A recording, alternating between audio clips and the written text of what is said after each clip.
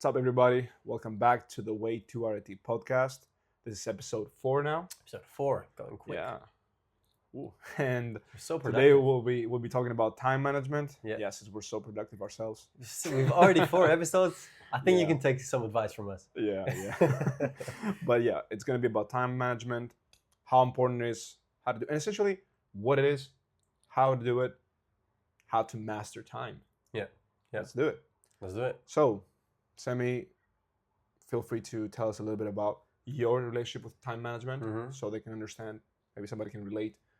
What is it to you? How are you doing it? What are you doing? Yeah, so the principles we're going to discuss today, most of them I implement myself, and they've completely transformed my life. To give you a very brief explanation without boring you with the details right now, I wake up 5:30 a.m. and then from 6 or 7 to 2, I give personal training, so 32 hours a week. I post at least once a day on all platforms like TikTok, Instagram, YouTube Reels, short form, at least once, sometimes even more. I post one long form video every day. I do a podcast on health with a friend of mine, and we also now have this podcast, so there's going to be even more So a content a lot week. of things. Plus, I do 3-4 strength training sessions. I do cardio, and I still manage to have a little bit of a social life as well. Just luckily, a little bit. Just a Don't- little bit, Don't just a think. little Don't think. but There is time. the point is that there is time. Yeah, 100%.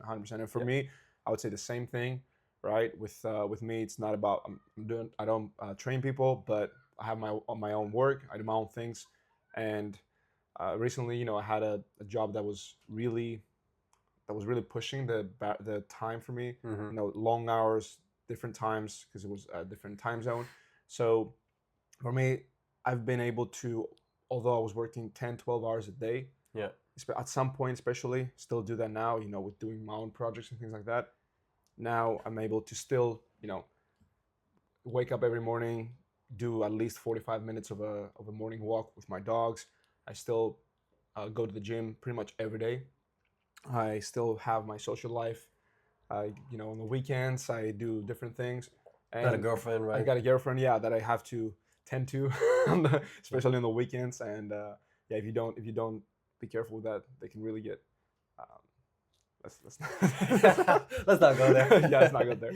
But honestly, and on top of that, I also play basketball, and I play basketball at a team where I have 5 Professionally, right? It's semi-professional because of the Semi-professional. level, but it's professional from like the responsibilities. You have to do 5 trainings a week plus a game, so 6 times a week, 2 or 3 hours of my day. Training and recovering at an elite level. Yeah, essentially. 3 hours of my day go to either a training or the game. Yeah. And then you only have 1 day off. Yeah. So work, your own projects, health, fitness, basketball, Partner, family. partner, everything. family, and the social life. Yeah. Balancing all those things, and without the so-called time management, that wouldn't be possible. Yeah. But what is time management? Because Well, I like that you used the quotes time yeah. management, because I say I don't believe in time management. I think it's a myth. There is no time management because we all got the same 24 hours. You've got athletes like professional level that train at an Olympic level that also study and do another work and have a partner and kids at the same time. Okay, we all have the same 24 hours. It's about how you manage yourself within those hours. So we're talking more about self-management. because you can't manage time. You can't Time's gonna manage pass time. no matter Time's what. clock's ticking, eh? It's already passing, yeah. Clock's ticking. But so you can't manage time. You can manage yourself. through Exactly. Time. So I like how you say that, because there's no time management. But it's also a paradigm shift, right? If you cannot control time, so if you can control what you can't you can only control what's actually within your control, and that's yourself. You can control your actions, you can control what you do, what you say, what you eat. Everything is within your 100%. control. So first things first, before we give a few strategies on how you can manage your time more effectively, you first need to know where your time is going. Yeah. So What's a good exercise one people word could do? First of all, one word is going to be priorities. Priorities. I want to say that out there, because setting the right priorities will by default save you time. Yeah. Will get you back time, knowing what you do and what you don't do and what goes first. And within the things that you have to do. But generally, a man or a person actually only has to do 4 things in their life. So that's sleep, work, work out, and spend time with loved ones, so friends and family. Mm-hmm. Those are the only things you actually have to do in your life. And yeah, before somebody just says, "Oh, but what about eating or going to the bathroom?" Yeah, if you need like 20 hours to go to the bathroom and eat, maybe you're eating something wrong. Yeah, something's wrong there. But generally, there's only these 4 things you need to do. Those are the main things. And this is a great exercise that everybody can do, and you can actually be surprised how many hours, if you're honest with yourself, how many hours you have in your week. So there's 168 hours in a week. Right. So how many hours do we need to sleep? Let's go for 8 hours a day. 8 hours. And most people don't even get close. Reach like 8. Yeah. 90% of people get like 6. Exactly. So let's say 8. We're still giving you time there. Yeah. To go to the bathroom. But 8 hours a week. That is 56. 8 hours a day. That's 56 hours a week of sleep. Sorry, 56 hours a week.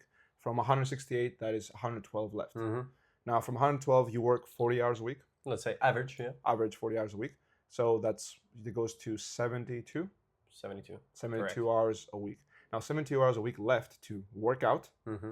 and spend time with your friends and family. Yeah. Of course, you can put commute in there, right? If you will adjust because somebody says, "Oh yeah, I work 40 hours, but I need an hour to go and an hour to come back." Well, that's another just 10 hours. Yeah. So instead of 40, you do 50. Now you have 62 hours. Yeah. It's not that crazy. And if you're commuting more than 2 hours a day, something has changed, honestly. If you can. Even if you're commuting 3 hours a day or 4 hours a day, there's 20. Still time. There's still plenty of time left. We'll talk about how you can make better use of the time that you are using for your commute. But also, for example, a lot of people say, me as a trainer, I see this a lot of people say, I don't have time to work out. Working out only needs to take 3 hours a week. But let's say everybody who's listening to this works out 1 hour every day. Okay. Nobody does that, but 1 hour every day. 7 hours a week. From the 72 that we said, we're left with 65. So how many hours are you spending with your friends and family every day? 3 hours every day? Nobody wants to spend 3 hours with you every day. but let's say you do. Well, if you have kids and stuff. But yeah, it's also average, right? One day you might spend 6 hours or 7 hours, and then another day you only spend 1. So let's average it out to 4. Just to give 4 hours, I think, is a good idea. Yeah, let's go to the upper end so that people can actually understand that there's still so much time. So 4 hours a day, that is 7.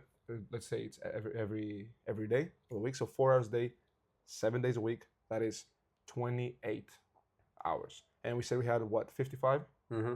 Oh no, 65. So, and then we're taking 28. Let's take 30 out of it. So 35. That's 35 hours left in your week. Where are those going? Where are those going? Exactly. And those 35 hours are with you sleeping 8 hours, working out every day, spending 4 hours a day with your family. Yeah. And also you can combine things, right? If you say, "Oh, I have to eat, go to the bathroom." Okay, don't go to the bathroom with your family, but but you can eat with your family. So you can combine those things. Now 35 hours, you have almost a full-time job. Even with those things being super optimized, you still have a full-time job left to do. Yeah. Where are those hours going? And this is why it is so important, and it's changed my life, it's changed your life, to do a time audit.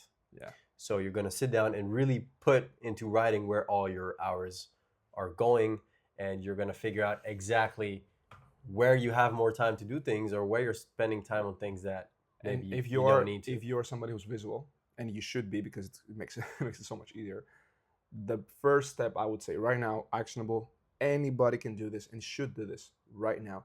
Put everything in your calendar. Google Calendar. Yeah, or whatever you want to use. Just Google Calendar. I use Apple Calendar, but whatever. Apple Calendar. Yeah, but yeah, put everything in your calendar, and then you actually visually be able to locate white space. Yeah. But put everything there. And I did that, and it changed my life. So you putting there the times you sleep. Yeah. Your morning walk, your breakfast, your shower, your commute, all those things are in the calendar. Bathroom. I mean, you don't have to, but again, I hope you don't go to the bathroom more than an hour a day. Yeah, I hope so. But put everything in the calendar. You see the white space. Yeah. You'll be able to know exactly where the time is going and how you can, again, manage it in quotes. Shift things around so you can actually make the most out of your day. Yeah, even spending time with your partner, like scheduling a date. Yeah, you can plan in that date every week. I've done that. Yeah. And in the beginning was a tough process because she was like, how can I put that? I don't want to put that in the calendar. That's crazy. You're crazy. We had to go through all that. Yeah. Yeah. But Yeah. honestly, it will, if they don't want to do that, that's actually good.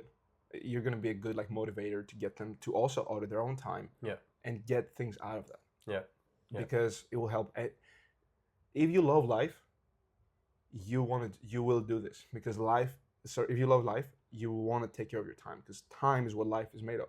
I think it's Bruce Lee who said that or something. I don't know. But you want to make the most out of your life.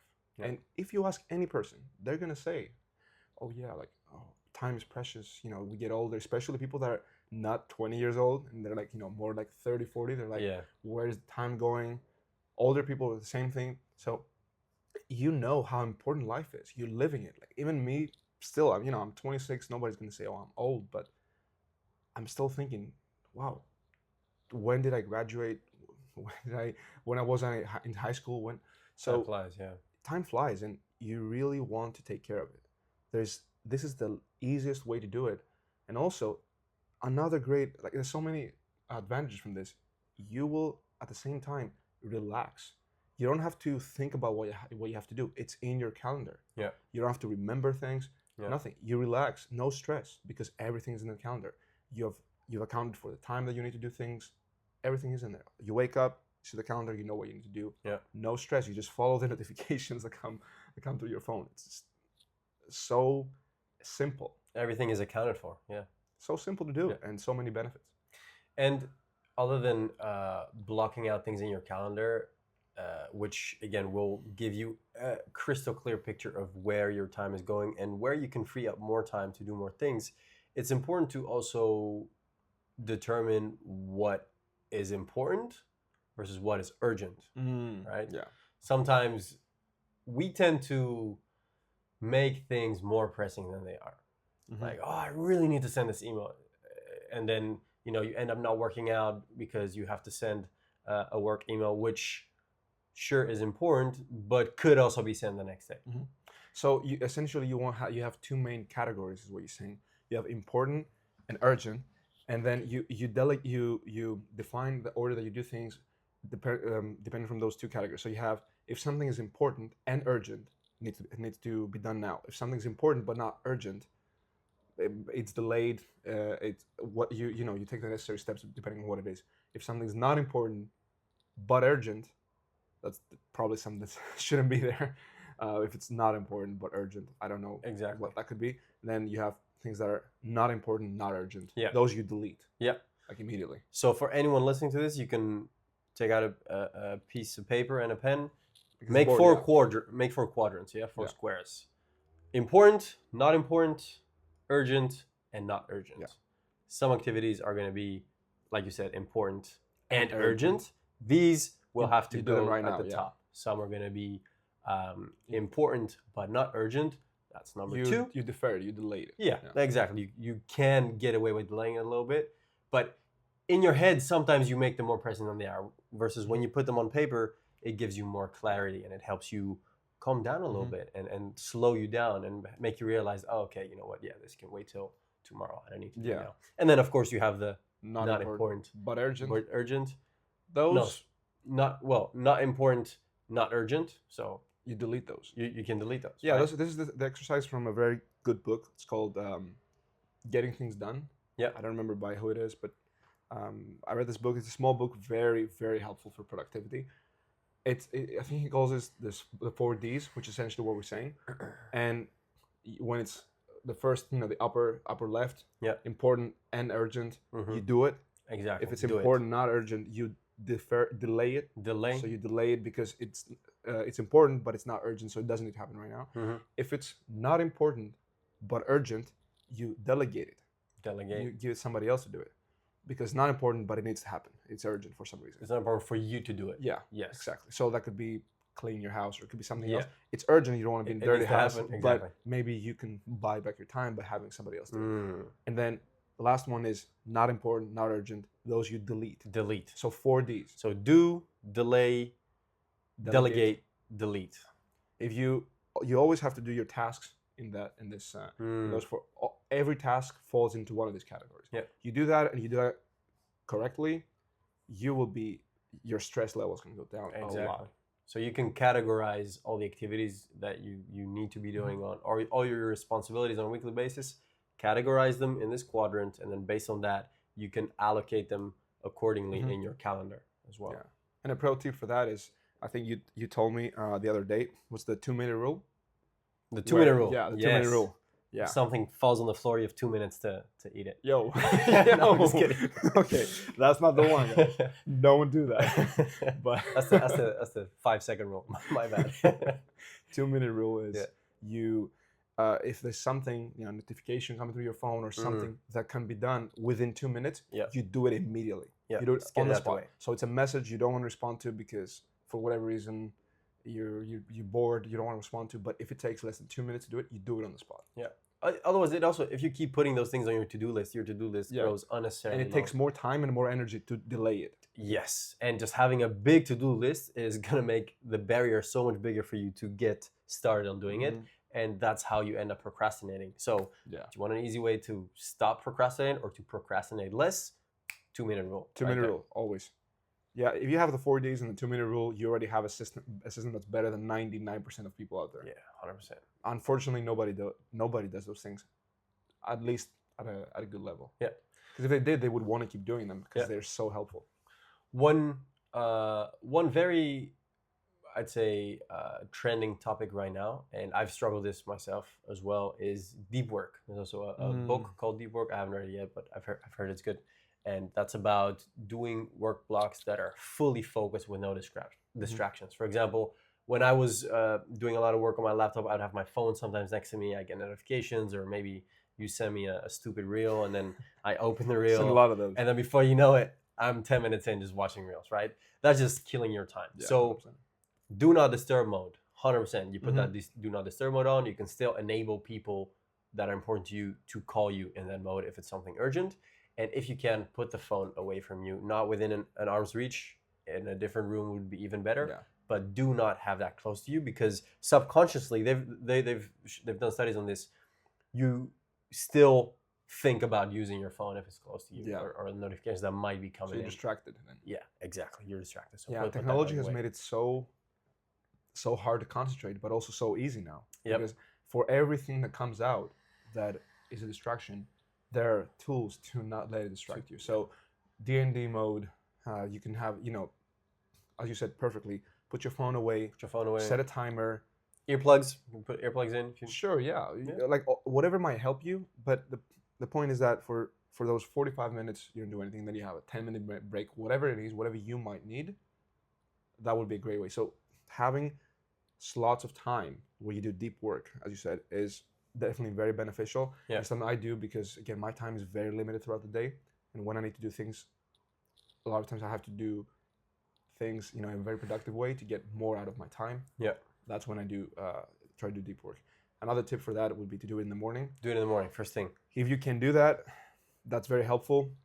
A lot of times it's not possible. I understand some people might have work very early in the morning. Yeah. I understand that for sure. But if you can, wake up before everybody else is up, and you become productive. And you do the things that you need to do. You have your deep focused time there. That's going to be the best time to do it. Yeah, honestly. If you're short of time and you work from 9 to 5, then what do you do with your 5 to 9? Yeah, 5 to 9 before work or before work?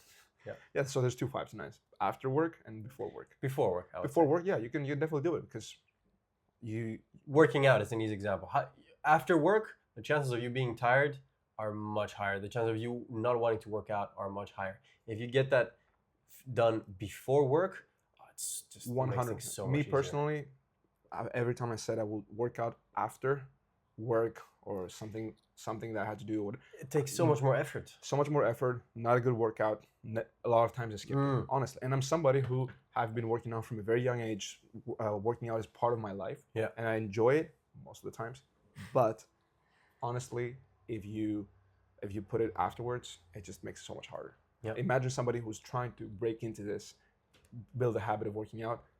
By all means, guys, do it before, if possible. Like, if possible. do whatever you can, and if possible, doesn't mean I wake up at 8 and I will go to work at 9. It's possible to wake up at 7. It's possible to wake up at 6. 5, whatever it is, you can do it. Especially if you can sleep at a good time. Yeah, the hours after work and before work are not the same. It's the same amount of time, but what you can do in that time is radically different because of how you're going to feel and because you've exhausted most of your resources by the time you finish work. The first part we said with priorities is also something if you define that before all these exercises, define your priorities, it will also help you manage yourself in your time. Exactly. Time management, or whatever you want to call it.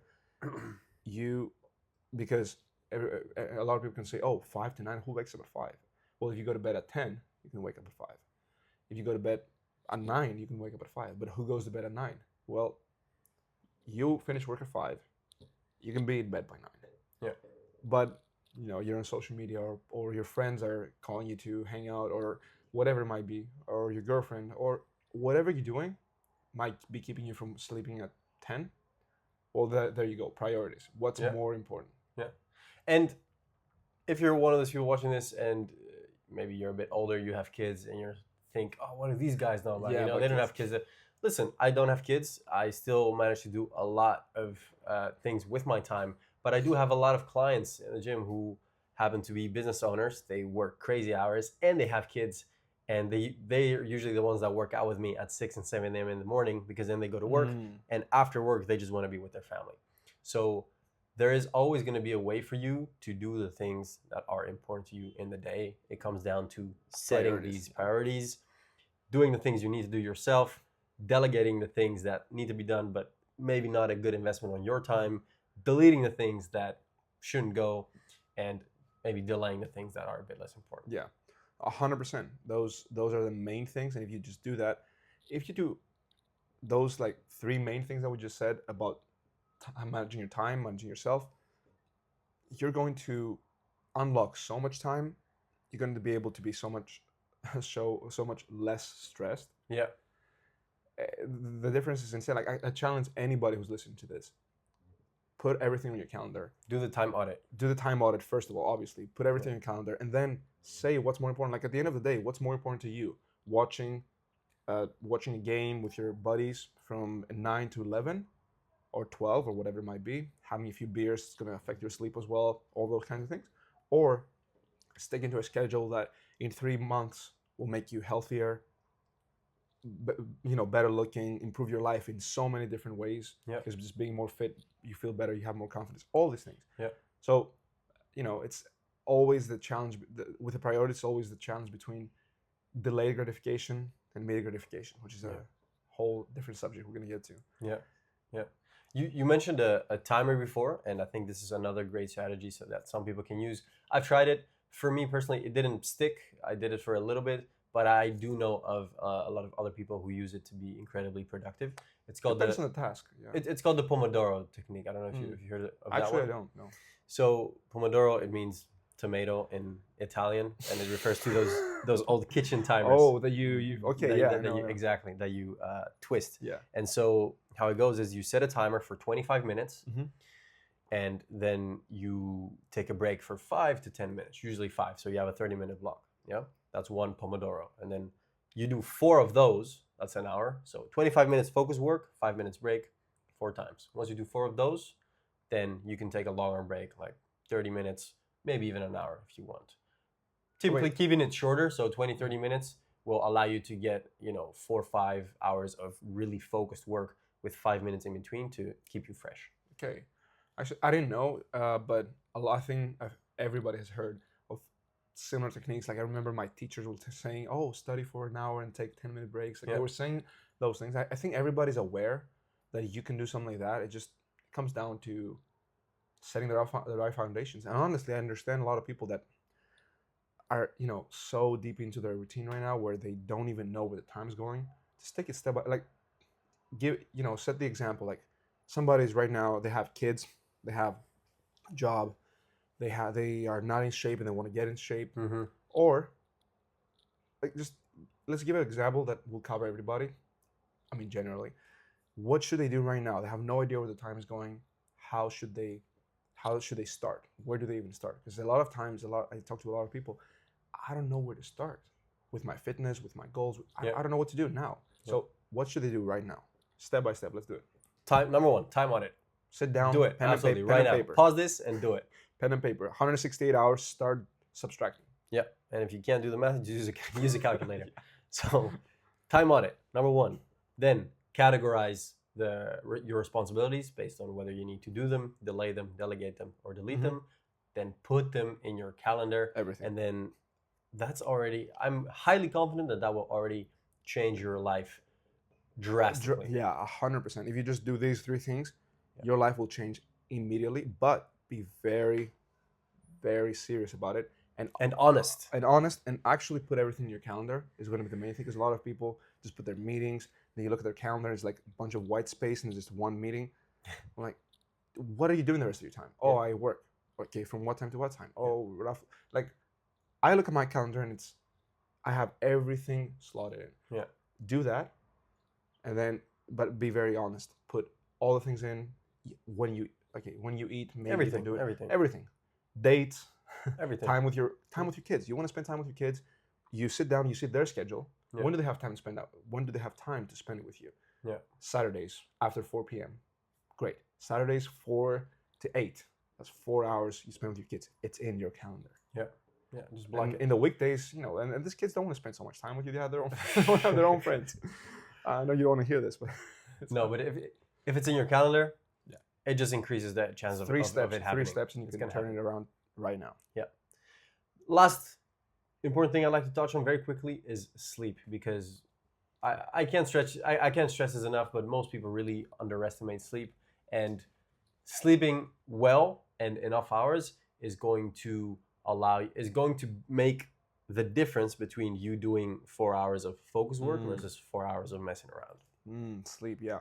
Number one thing should be the priority, should be the first thing that goes in your calendar. Yeah. And it should be a non-negotiable. You shouldn't sacrifice sleep to work more. Yes, maybe here and there on exception, you can get away with getting an hour or 2 of less sleep to do the urgent things. Yeah. But on a daily basis, your sleep should be non-negotiable. 100%. And as you said very, very well, there are going to be exceptions, right? I'm like, you're not going to be a robot.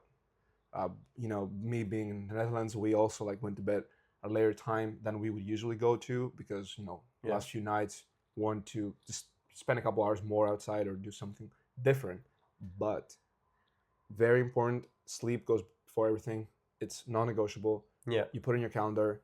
You don't let anything get into it except for emergencies or very, very specific situations. But if those become too often, then that means it's not a priority. So rewire that and make sure it's the number one. Because if you don't have sleep, your health takes a toll, and then everything else will not matter. Yeah. And listen, I mean, we don't party or anything like that on a regular basis, but and we are very rigid and adamant about sleeping well and our health and fitness, and I think everyone should be. But of course, we still do fun things. We're not doing anything that we don't enjoy. Like, we like what we're doing. We like being productive and knowing that we're working towards hitting our goals in all these areas. It's fulfilling. And whenever we have some more time, like now he's here, obviously we still go and do fun stuff. We will stay up a bit later than we normally will. Like it's not 10, like 10 p.m. to 10 p.m. Hey, that was like 1 a.m. yesterday. It was? 1 a.m. That is insane. Yeah, it's crazy. Which again, it doesn't happen on a regular basis, but of course you also don't need to obsess too much about it. You still need to remember to have fun in your life, because life is not only about working, it's also about enjoying it. Because what's the point of working all the time to only end up regretting that you didn't get to experience any of the things that you actually wanted to because you were too busy working? 100%. That's why you want to find joy in the process, because you're going to spend a lot of time working, for sure. Make sure it's something that you can enjoy, or at least it's done in a way that it gives you a good return on your time, so that the rest of the time you can spend it with your family, with the people that you want to, in the right way. Yeah. All right. So people, audit your time, do the 4Ds exercise, the quadrants, and then put everything in the calendar. Do that, and you guys, you will not need to do anything else. But be very consistent and stick to it. Yep. Absolutely. Well said. All right. See you on the next one. Peace.